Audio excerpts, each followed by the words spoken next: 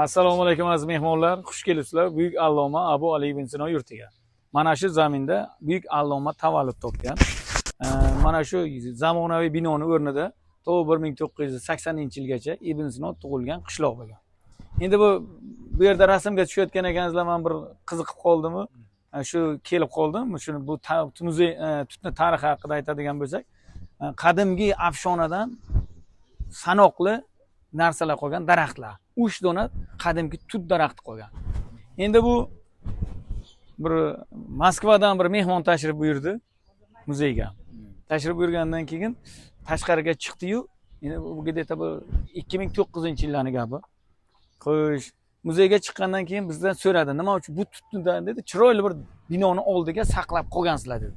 Shunda bir mansabdor shaxsimiz bordilar, ya'ni hokim bobomiz bordilar, aytdilarki, bu tut emas, bu Ibn Sinoni davridan qolgan bir daraxt dedilar.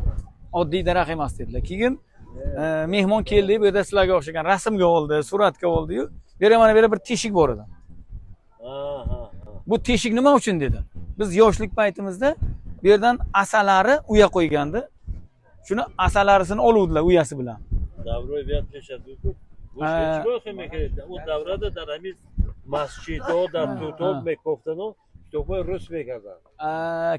Xo'sh, shundan so'ng hokim aytdilar, bu yerdan dedilar, shu tut daraxtidan, endi bu tut daraxtdan emas, boshqa daraxtdan Ibn Sinoni kitobi topilgan, avtobiografiyasi topilgan. Haqiqatan bu kishi shu. Rahmat. Shu shunga o'xshash qilib, mana shu teshikka dedilar u kishi. Ibn Sinoni kitobi topilgan. Aslida esa kitob Rometan tumani Chilongi qishlog'idan topilgan. Va hozir mana shu kitob Toshkentda saqlanadi. Ibn Sino mana shu kitob asosida dunyoga Ibn Sino mana shu yerga tug'ilganligi isbotlangan va shunga o'xshash qilib, shu tut daraxtini o'xshash qilib ko'rsatdilar. Va bu narsa internetlarga chiqib ketdi. necha yillik tut? Bu mana bu yerda bir burchagida bor edi. Bundan ham katta tut edi mana buncha. Diametrini, aylanasini sanagan paytimizda 570 ta chiqdi-yu, qolganini sanay olmadik, qo'shilib ketdi.